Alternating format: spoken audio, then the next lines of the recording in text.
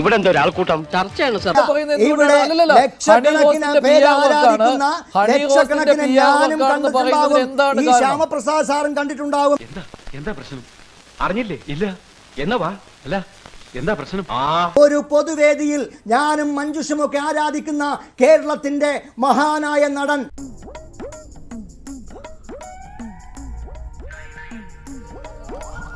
എവിടെ പോണു? തൊണ്ട വെള്ളം കുടിക്കും. മഹാനായ നടൻ മോഹൻലാൽ ഇരുന്നു കൊണ്ട് ഒരു കൈപ്രക്രിയ നടത്തിയത് ഒരു ഫെമിനിസ്റ്റുകളെയും കണ്ടില്ല. എന്ത് കൈപ്രക്രിയ അയാൾ നടത്തിയത്? ഇതൊക്കെ എന്തിനാ ഇവിടെ വിളമ്പണേ? ഒരു കയ്യബദ്ധം നാറ്റിക്കരുത്. മമ്മൂട്ടിയും സിദ്ദീഖും ഇരിക്കുന്ന വേദിയിൽ മമ്മൂട്ടി നോക്കി ചിരിക്കുന്നുണ്ട്. നീ അപ്പൊ അങ്ങനെ ചെയ്തത് നന്നായി, ഇല്ലെങ്കിൽ ഈ കേസിൽ ഞാൻ ഒറ്റപ്പെട്ടു പോയനെ. കൊണ്ട് ഞാൻ പറഞ്ഞ വിഷയം മഞ്ജുഷിന് മനസ്സിലായി കാണും. മോഹൻലാൽ കാണിച്ച കൈപ്രക്രിയ എന്ത് പ്രക്രിയയാണെന്ന് മനസ്സിലായി കാണും.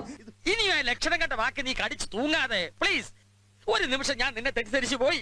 വിവരമില്ലാത്ത ഒരു ഗുണപ്പുറപ്പാണെന്തെങ്കിലും കരുതി നീ എന്നോട് ക്ഷമി. അത് വീണയ്ക്ക് മനസ്സിലായി കാണും, ശ്യാമപ്രസാദ് സാറിന് മനസ്സിലായി കാണും. അന്നൊന്നും ഒരു ഫെമിനിസ്റ്റുകളും വന്നില്ല. അതിന് തെറ്റാണെന്ന് ആരും പറഞ്ഞില്ല. അതും തെറ്റ് തന്നെയാണ്.